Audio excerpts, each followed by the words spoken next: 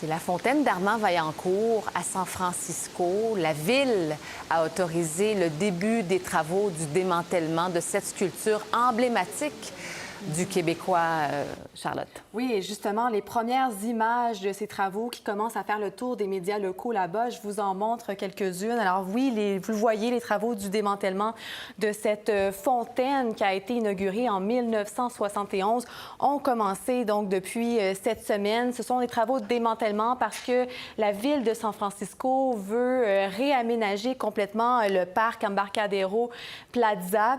Alors, pour ce faire, bien, on a décidé d'aller de l'avant avec ces travaux, mais rappelez-vous, donc, c'était une œuvre, une des plus grandes œuvres de ce peintre et sculpteur Armand Vaillancourt, qui a maintenant 96 ans, qui avait travaillé sur cette œuvre entre 1967 et 1971.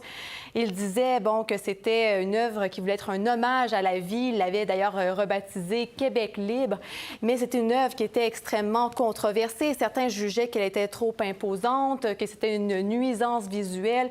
D'autres, par contre, trouvaient que c'était un monument historique et qu'il fallait le conserver.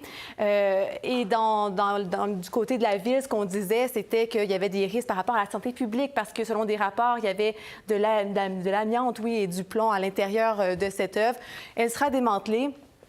Pour être par la suite entreposé. Tout ça coûte 4 millions de dollars. On ne sait pas ce qu'il adviendra toutefois de cette œuvre. Mais vous allez entendre un extrait d'archives. C'était en 1967, un journaliste qui demandait à l'artiste Armand Vaillancourt ce qu'il pensait, ce qu'elle représentait, cette œuvre pour lui. On peut l'écouter. Disons que c'est nettement le projet le plus important au point de vue réalisation, disons, physique.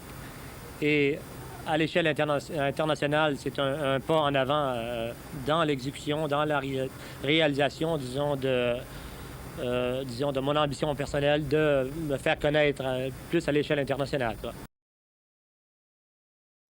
Et Catherine, il y avait eu une bataille juridique là, entourant cette œuvre parce que la famille d'Armand Vaillancourt avait poursuivi la ville de San Francisco parce qu'on voulait la conserver.